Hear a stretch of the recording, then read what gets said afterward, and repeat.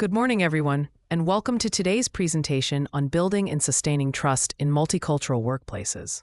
We're going to explore some key strategies, the challenges we often face, and best practices for fostering effective relationships between managers and employees from diverse cultural backgrounds. I'm excited to dive into this important topic with you all. When we talk about multicultural manager-employee trust, Dr. Jawad Sebaali emphasizes how critical trust is in these diverse work environments. Trust isn't just a nice-to-have. It's fundamental for effective leadership and smooth collaboration, especially in multinational organizations. In today's globalized workplaces, trust plays a huge role in boosting productivity and keeping teams engaged. Because cultural backgrounds influence how people perceive trust, organizations need to be aware of these differences to operate successfully on a global scale. Building trust across cultures isn't straightforward. Different cultural norms and values can make the process challenging. Managers have to navigate these complexities carefully to foster harmonious and effective working relationships. To enhance trust in multicultural settings, the focus should be on promoting mutual understanding and respect. When employees feel respected and understood, regardless of their cultural background, engagement improves, and the organization benefits with sustainable success. In summary, managing trust effectively in global workplaces requires a deep understanding of cultural dynamics. This understanding lays the groundwork for strong, lasting relationships that drive organizational success. Our first objective is to understand trust factors. Here, we'll explore what makes up trust and how it can look very different depending on cultural backgrounds. It's important to recognize these variations to build genuine connections. Next, we'll focus on enhancing communication skills. This means learning specific cross-cultural techniques that help us establish and strengthen trust more effectively. Then, we'll dive into analyzing cultural influences by examining how different cultural values shape trust expectations. This insight is crucial for adapting our leadership styles to diverse teams. Finally, we'll assess the impact of trust by using practical tools and metrics. This will help us measure trust within teams, allowing us to improve dynamics and ultimately boost performance. When we talk about trust in a work context, we're referring to the belief that our colleagues will act in a reliable, consistent, and ethical manner. It's about feeling confident that others will do what they say they will, and that they have integrity in their actions. This kind of trust is essential because it creates a foundation where people feel safe and respected. Now, the core function of trust goes much deeper than just feeling comfortable. It's what enables positive, productive interactions between managers and employees. When trust is strong, people are more willing to share their ideas openly, knowing they won't be judged harshly. It encourages accountability, where employees feel safe admitting mistakes without fear of punishment. And importantly, trust supports a culture of risk-taking, which leads to innovation and growth. Without trust, these vital aspects of the workplace simply can't thrive. When we look at trust in multicultural settings, it becomes clear that it's not a one-size-fits-all concept. First, communication styles play a big role. Some cultures value direct feedback, seeing it as clear and honest, while others prefer a more indirect approach, which can be a sign of respect, but might be misunderstood as vague or evasive in different contexts. Next, hierarchical expectations influence how trust is built. In cultures with a high power distance, trust often comes from recognizing and respecting authority. In contrast, cultures with a flatter structure tend to develop trust through equality and collaboration. Time perception is another important factor. Monochronic cultures view punctuality as a key sign of reliability. On the other hand, polychronic cultures may be more flexible with time, focusing instead on the strength of relationships and adapting schedules accordingly. Lastly, the way relationships are built matters a lot. In some cultures, establishing personal rapport is essential before any business trust can develop. Meanwhile, other cultures might prioritize professional skills and competence right from the start, with personal connections following later. All these factors show why trust in multicultural contexts is much more complex and needs thoughtful navigation.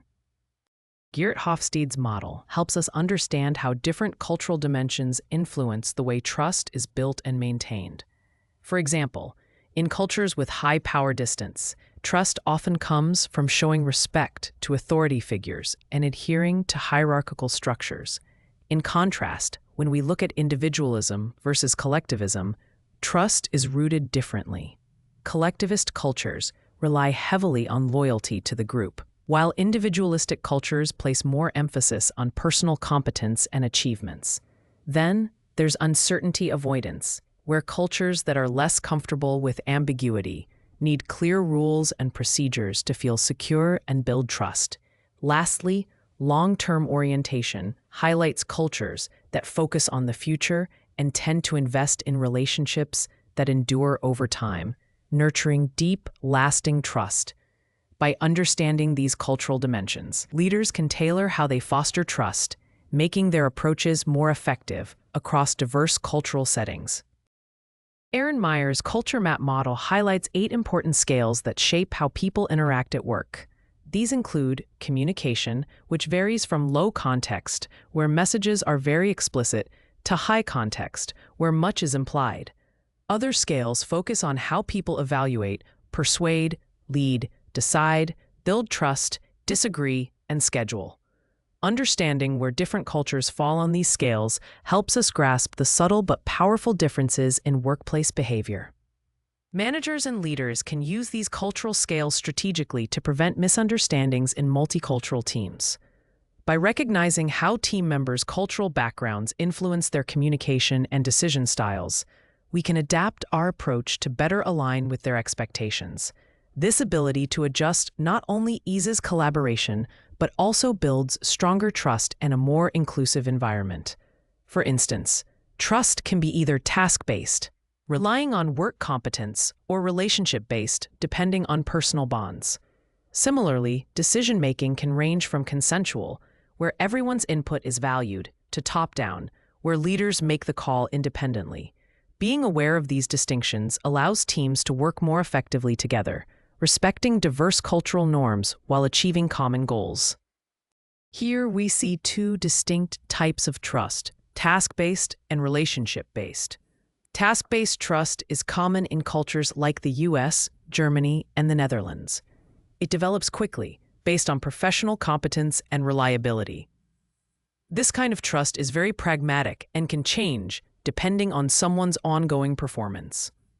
On the other hand, relationship-based trust is more typical in regions such as the Middle East, Latin America, and parts of Asia. It takes time to build because it relies heavily on personal interactions beyond just work. This trust tends to be deeper and more resilient, often enduring even if there are occasional professional mistakes. Understanding these differences helps us navigate cross-cultural relationships more effectively.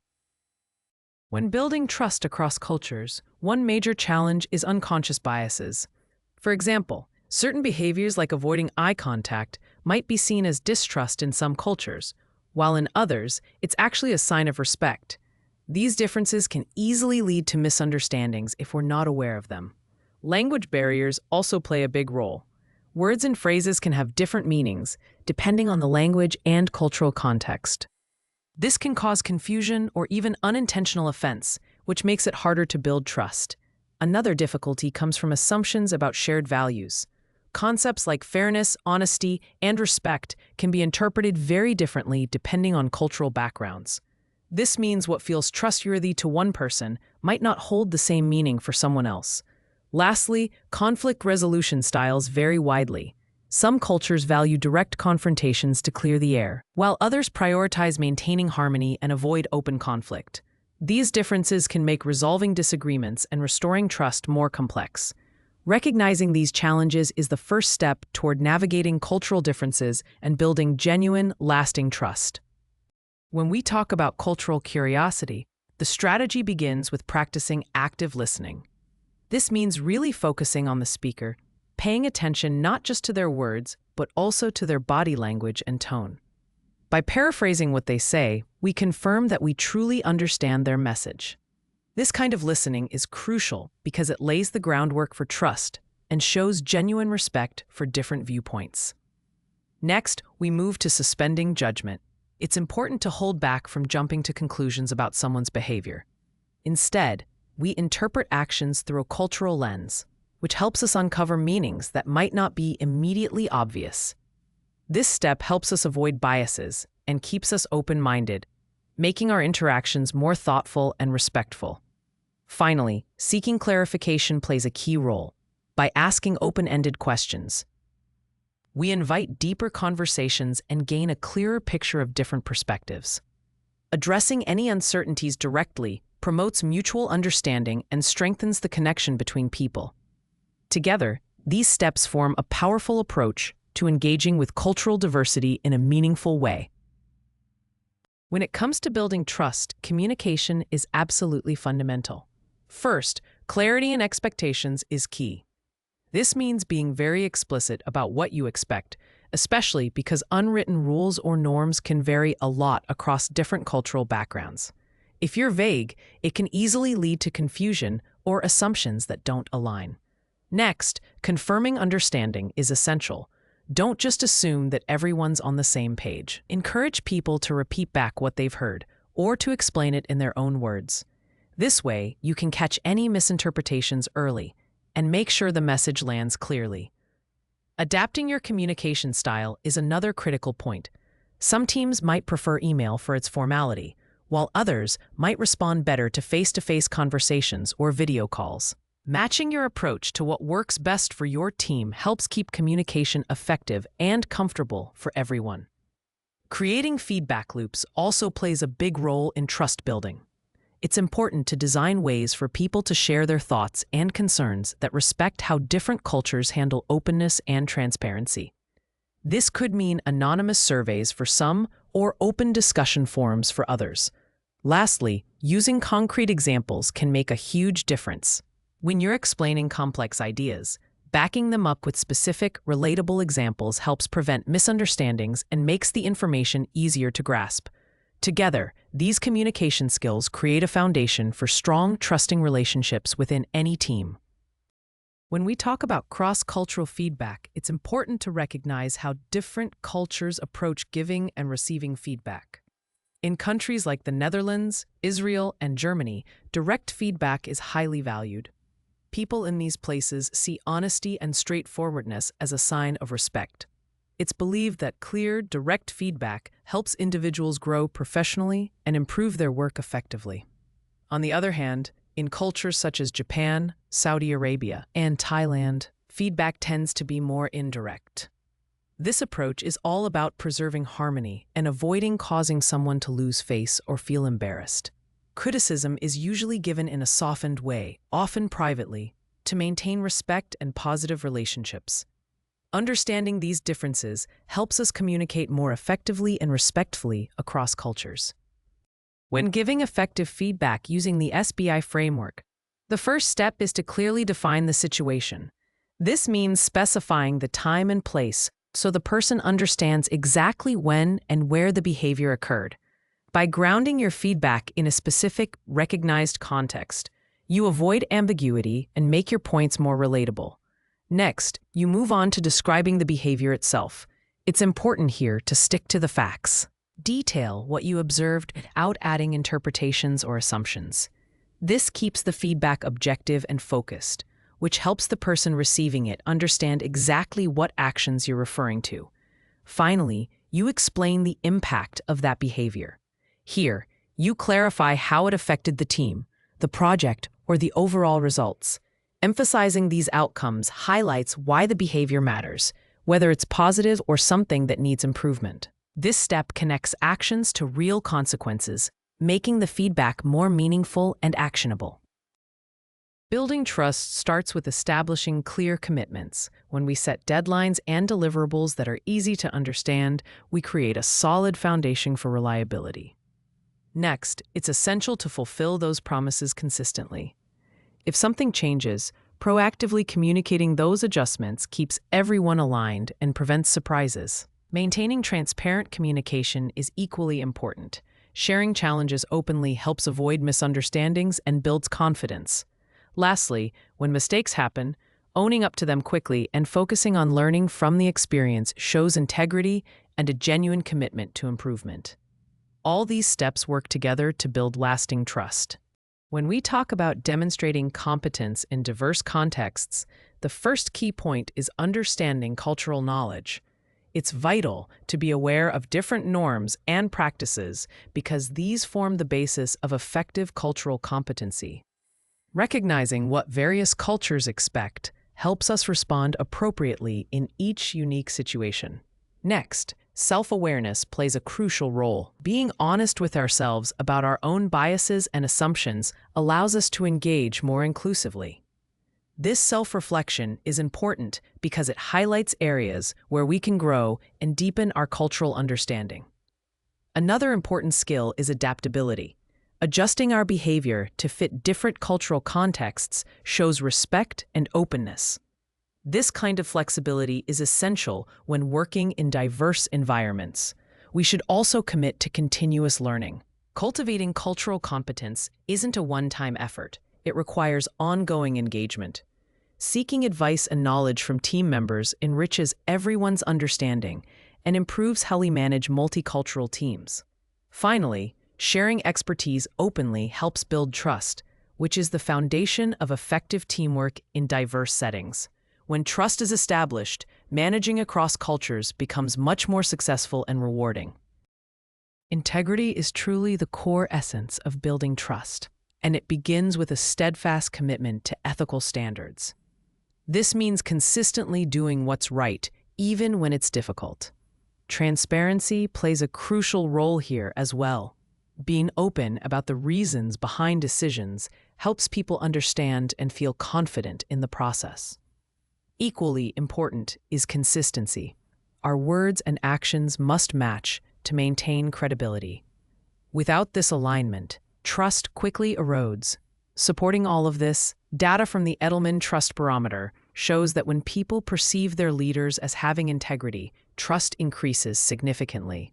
In fact, teams are 91% more likely to recommend their organization, highlighting just how powerful integrity is in fostering a trusting environment.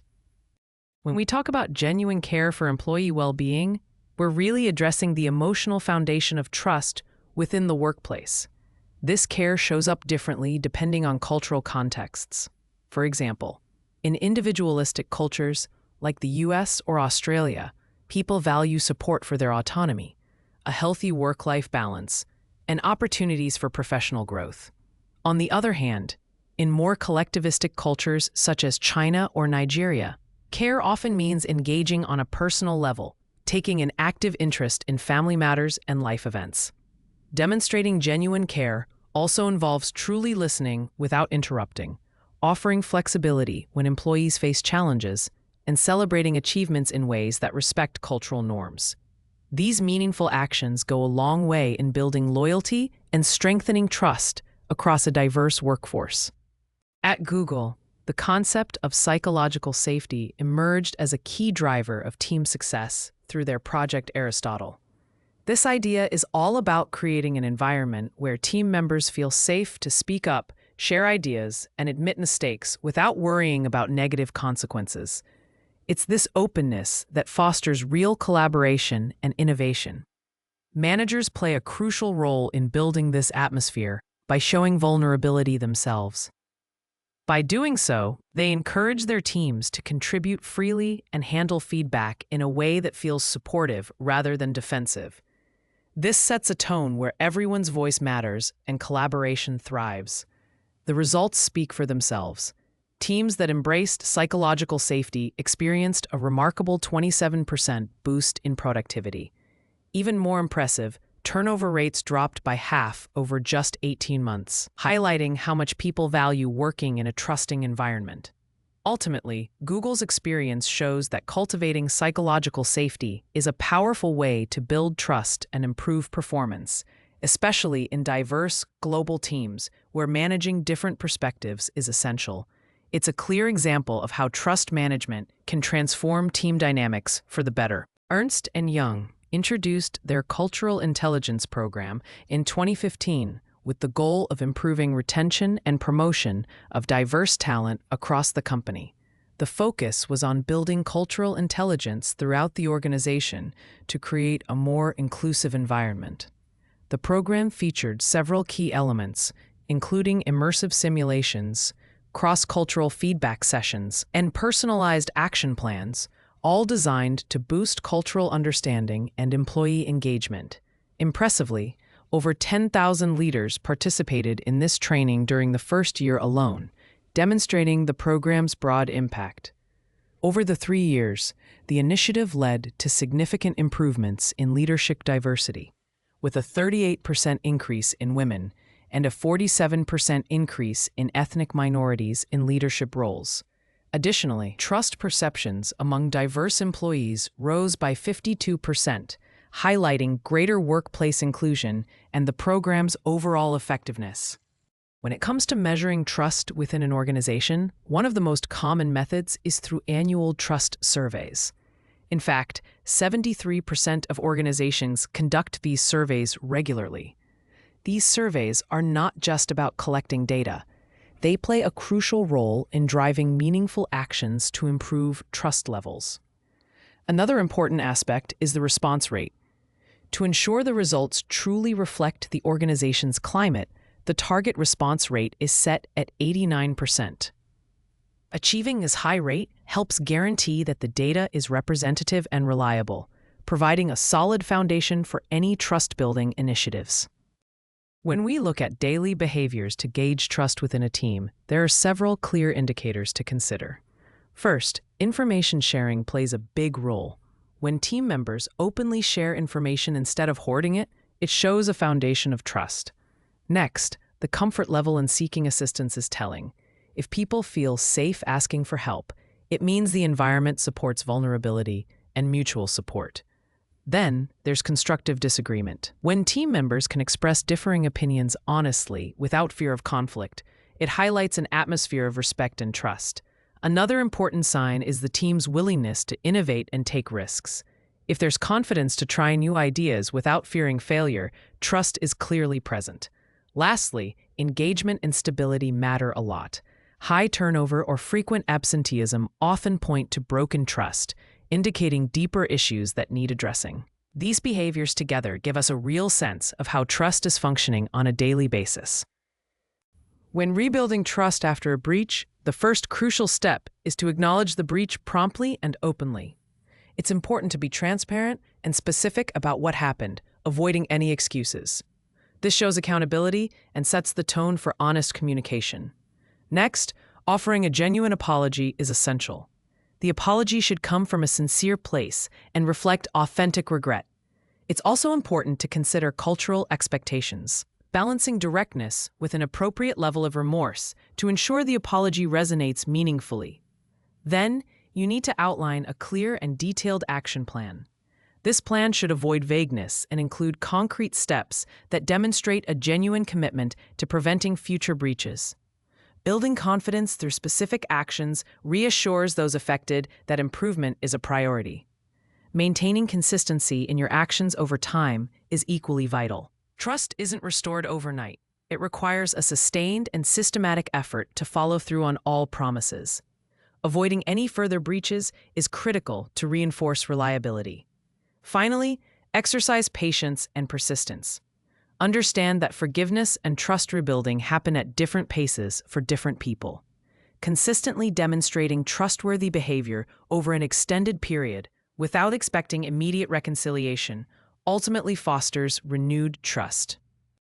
When addressing an inherited lack of trust, the first step is to listen actively and really understand where each team member is coming from.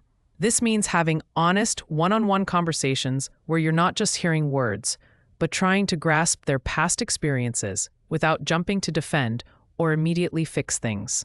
Next, it's important to recognize and validate the challenges they've faced before. Acknowledging these difficulties openly shows empathy and helps your team feel seen.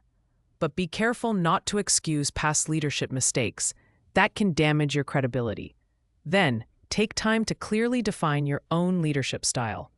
By communicating how you lead and what you expect moving forward, you set a fresh foundation that differentiates you from what they may have experienced in the past.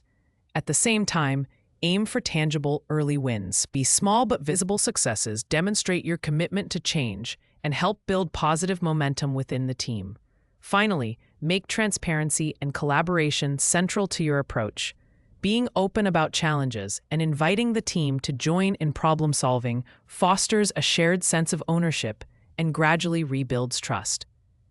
Building trust in virtual teams can be quite challenging, especially when team members come from diverse cultural backgrounds with different communication styles and expectations.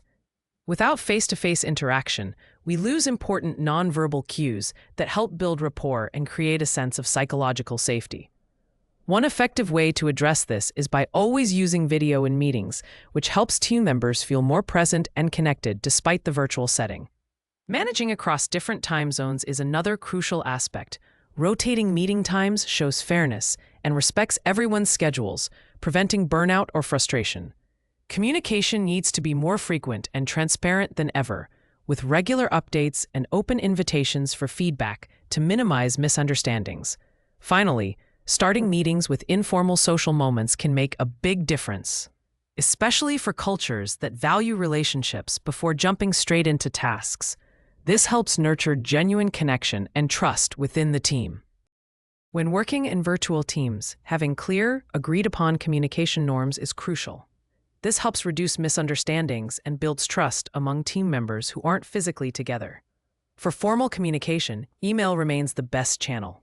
It's important that everyone treats emails seriously and aims to respond within 24 hours to keep things professional and accountable. For quick questions or urgent coordination, instant messaging is ideal, but it's equally important to respect boundaries like do not disturb statuses, with a goal of replying within 2 working hours. Video calls should be reserved for more complex discussions, brainstorming sessions, or when relationship building is needed. These calls should always be scheduled in advance, and punctuality is key to honoring everyone's time. Finally, involving the entire team in setting these communication protocols helps ensure everyone feels included and that cultural differences are respected, making communication more effective and comfortable for all. When working across different time zones, it's crucial to rotate meeting times so that no single group is always stuck with the inconvenient hours. This helps share the burden fairly and keeps everyone engaged. Equally important is keeping detailed meeting notes and decisions and sharing them promptly with those who couldn't join live. That way, no one misses out on vital information. Using asynchronous collaboration tools like shared documents and project management platforms also plays a big role. They let team members contribute when it suits them best, reducing the pressure to be online at the same time. GitLab's approach emphasizes structured remote work practices with deliberate workflows and inclusive scheduling designed to bridge time and geographic gaps efficiently. Lastly, it's essential to foster an environment where every team member feels included, regardless of their time zone. Providing ways for all voices to be heard helps combat feelings of isolation and strengthens collaboration across the entire team. Conflict is a natural part of working in any team, and it's important to recognize that it's not something to be feared, but rather managed constructively. When we address conflicts effectively, it helps maintain trust and keeps the team performing well. In some cultures, like Israel, the Netherlands, and Germany, people appreciate direct communication. They value honest, straightforward discussions that focus on clear problems supported by specific examples, avoiding vague generalizations. At the same time, handling conflict well means we need to listen empathetically, really understanding where each person is coming from, without interrupting or judging, helps build respect and opens the door to meaningful dialogue. Finding common ground is another crucial step. When we identify shared goals or values, it becomes easier to collaborate and find solutions that work for everyone involved. Lastly, it's essential to follow up on any agreements made during conflict resolution. This ensures accountability and helps mend relationships, strengthening the team's cohesion moving forward. Together, these steps create a framework for turning conflict into a positive, productive force within multicultural teams.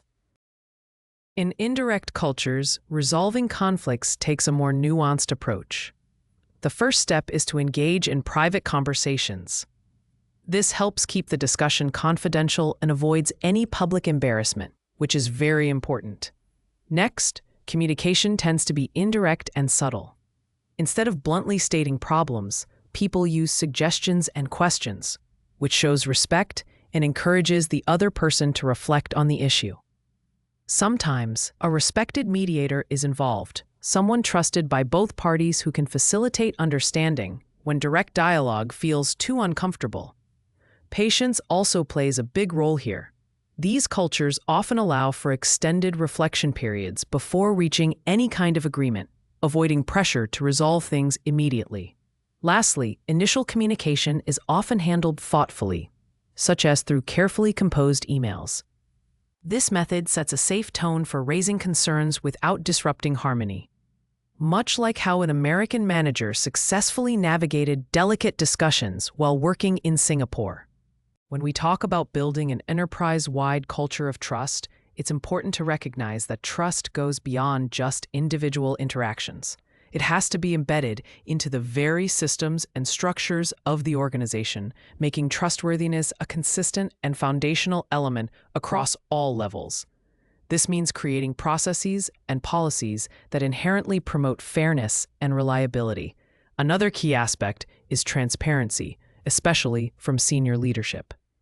Leaders need to openly communicate their decisions, the challenges they face, and the results of their actions. By doing this, they help remove uncertainty and confusion, making it easier for everyone in the organization to understand what's happening and why. This kind of openness not only builds confidence, but also encourages a more engaged and committed workforce. When we talk about training and development for building trust, several key approaches come into play. First, interactive workshops are crucial. These aren't just lectures. They're carefully crafted experiences using realistic multicultural scenarios. Through role-playing and immediate feedback, participants engage deeply, which helps the learning stick and be applied in real situations. Next, individual coaching provides tailored support. It's about helping each person take the concepts they've learned and turn them into practical behaviors. This one-on-one guidance ensures that the accountability needed for true, lasting change is sustained over time. Peer learning groups also play a vital role. These communities allow leaders to share their challenges and insights, creating a supportive environment that reinforces learning in a lasting way. It's about learning from each other and building collective wisdom. Multi-source assessments, like 360-degree feedback, offer a comprehensive view of how individuals are perceived in terms of trustworthiness, especially across different cultural groups. This feedback enhances self-awareness and helps target development where it's most needed. Ultimately, trust building requires deliberate cultivation. Thoughtfully designed training programs are essential to develop the right skills and prepare leaders for effective multicultural understanding. This kind of focused development is what makes lasting trust possible in diverse environments. To build trust effectively every day, it's essential to establish consistent communication rhythms. This means setting up daily practices that create regular touchpoints so trust building becomes a natural part of how the team interacts. Next, predictable opportunities for updates, like daily stand-ups, are invaluable.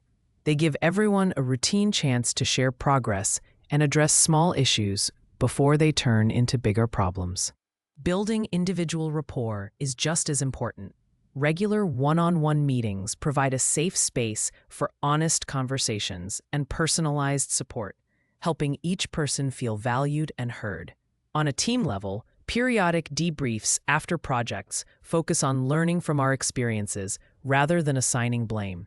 This fosters openness and encourages us all to improve continuously. Finally, celebrating contributions and victories, whether individual or team successes, in culturally sensitive ways, reinforces appreciation and keeps motivation strong. These practices together create a solid foundation for trust that grows every day. One clear warning sign of eroding trust is decreased communication. This often shows up as more silence during meetings and a noticeable shift from lively face-to-face conversations to relying heavily on emails. It's a sign that people may no longer feel comfortable sharing openly. Another red flag is political maneuvering. When trust starts to break down, you'll see the rise of defensive alliances and protective behaviors. People begin to guard their own interests. which leads to less collaboration and more internal conflict. Finally, avoidance of accountability is a critical signal. When individuals start deflecting blame and resist taking responsibility, it undermines the team's sense of collective ownership. This can seriously damage trust and the team's overall effectiveness.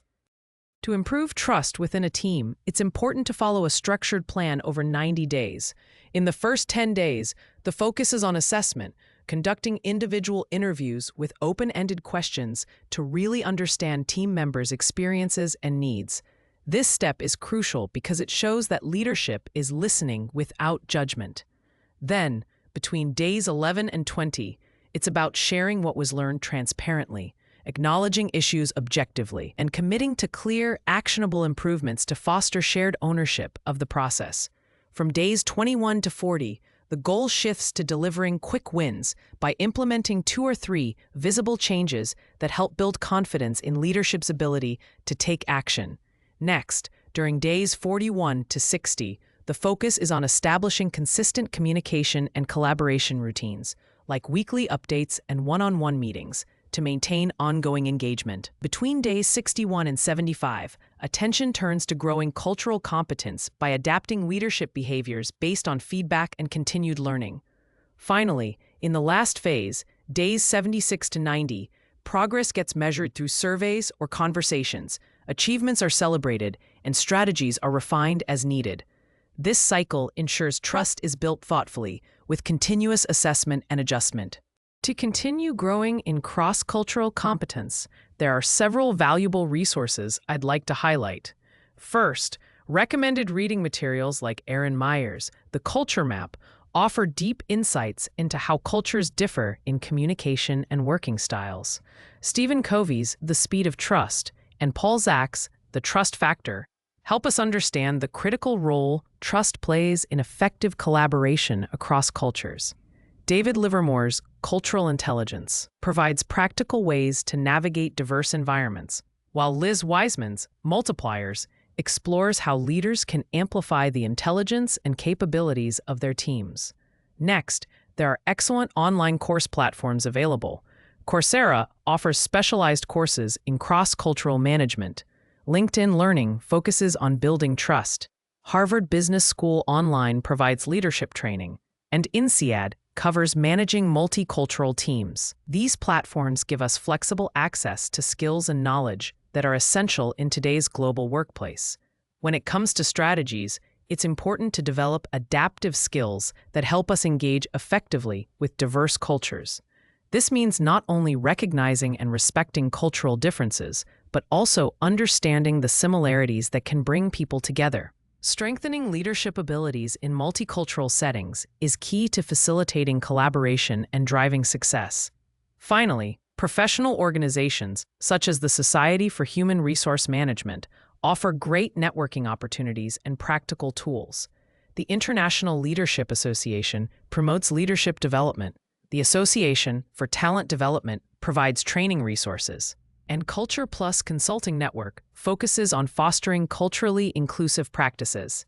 Engaging with these groups helps keep us connected and continuously learning in this evolving field.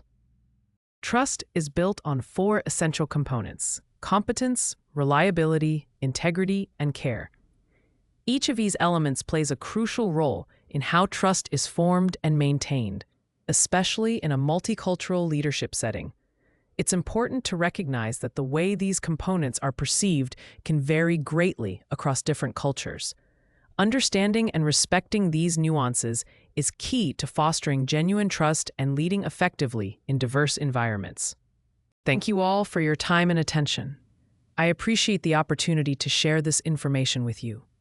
If you have any questions or would like to discuss any part of the presentation further, please feel free to reach out.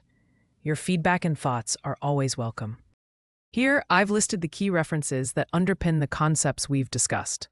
Starting with core academic works, Meyer's The Culture Map offers valuable insights into how cultural differences impact communication and collaboration. Hofstede's Cultures and Organizations remains a foundational text for understanding cultural dimensions in the workplace. Covey's The Speed of Trust emphasizes how trust can accelerate business outcomes. while Livermore's Leading with Cultural Intelligence explores effective leadership in diverse environments. Zach's Trust Factor dives into the neuroscience behind trust, highlighting its critical role in teamwork. Moving on to influential research studies, Google's Project Aristotle sheds light on the elements that make teams successful, with psychological safety and trust taking center stage. The Edelman Trust Barometer provides annual data on global trust trends that help us understand wider societal implications. McKinsey's Diversity Wins report validates the business benefits of inclusive teams. The Harvard Business Review's exploration of the neuroscience of trust gives us a scientific perspective. And finally, MIT Sloan's research on building trust in diverse teams offers practical guidance on fostering collaboration across differences. Together, these sources form a strong foundation for understanding trust and culture in organizations. I want to take a moment to cover an important disclaimer about this training material. First, this content is designed purely for educational use within our organization, so it's essential to apply it thoughtfully and with professional judgment. The author does not take responsibility for any actions you might take based on this information. This training is not meant to replace specialized legal or professional advice. If you face complex legal or regulatory questions, it's always best to seek guidance from qualified experts. While we have worked hard to make sure everything here is accurate and complete, please be aware that there could still be errors or omissions. As you move forward, the first step is to take some time in week 1 for self-reflection. This means really thinking about your own leadership style and recognizing any cultural biases that might be influencing your approach. Understanding these aspects is crucial for growth. Then, in week 2, the focus shifts to gathering honest feedback from your team. This feedback will give you valuable insights into how they perceive trust and your effectiveness as a leader, which helps highlight areas for improvement. During week 3, it's time to put what you've learned into action. Choose 2 or 3 specific behaviors or processes to change, making sure these adjustments fit well with your team's context. Finally, in week 4, you'll measure the impact of those changes. Use conversations or surveys to see what's working and what might need tweaking. This step ensures continuous improvement and helps you refine your leadership approach over time. If you're interested in a more hands-on approach, we provide tailored training sessions designed specifically to meet the unique challenges your organization faces. These sessions emphasize building cross-cultural trust, an essential factor for effective collaboration in diverse teams. Additionally, we offer individual consultations, where you can receive personalized guidance and support. This one-on-one service is perfect for addressing your specific needs and questions in greater depth. Whether you prefer group training or individual coaching, we're here to help you succeed.